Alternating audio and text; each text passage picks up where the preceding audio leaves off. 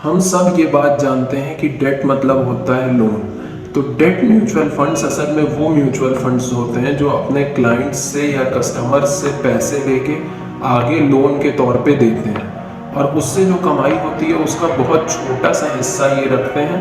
बाकी का पूरा कमाया हुआ इंटरेस्ट कस्टमर्स को मिलता है। तो ये लोन देते किसको हैं?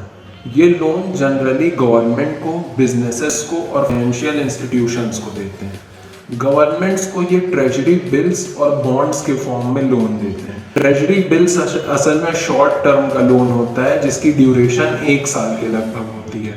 वहीं बॉन्ड्स ऐसे लोन होते हैं जो 10 साल की ड्यूरेशन के या लॉन्ग टर्म ड्यूरेशन के लोन्स होते हैं।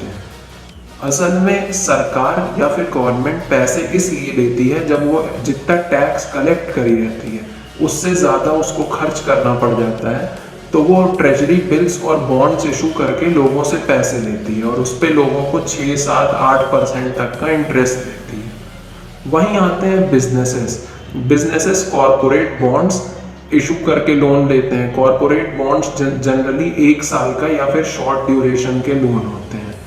वहीं कमर्शियल पेपर्स जो होते हैं वो लॉन्ग टर्म के लोन्स होते हैं जो कि बिजनेसेस लेते हैं अपने एक्सपेंशन के लिए, और जो भी ये लोन दिया रहता है उसको वो कुछ इंटरेस्ट पे करते हैं उसकी कैपिटल पे।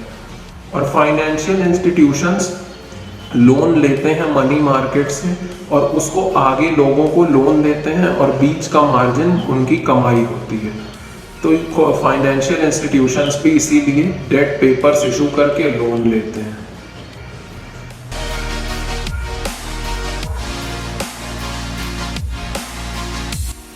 तो फिर अब हम बात कर लेते हैं कि डेट फंड के एडवांटेजेस क्या हैं।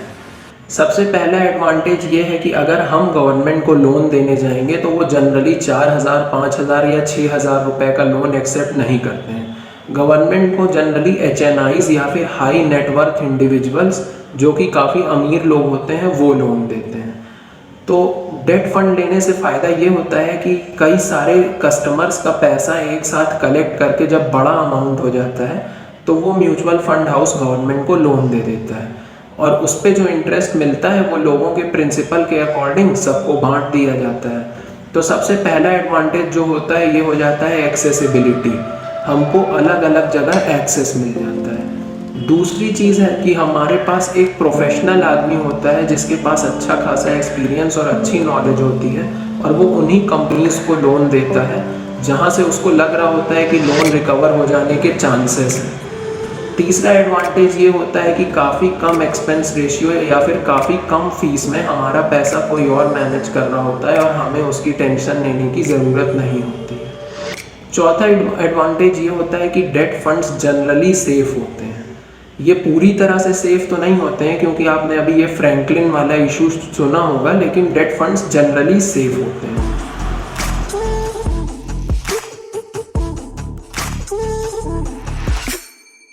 इसका सबसे मेजर एडवांटेज जो है वो ये होता है कि इसमें आपको डाइवर्सिफिकेशन मिलता है। आप मिनिमम 500 रुपये से भी इन्वेस्टमेंट शुरू कर सकते हैं और वो 500 रुपये अलग अलग जगह जाके इन्वेस्ट हो जाता है। इससे आपका 500 रुपये इतने पार्ट्स में इन्वेस्ट हो चुका रहता है कि वो काफ़ी सेफ हो जाता है। अगर आप उसको किसी एक जगह बस इन्वेस्ट किए होते तो उसके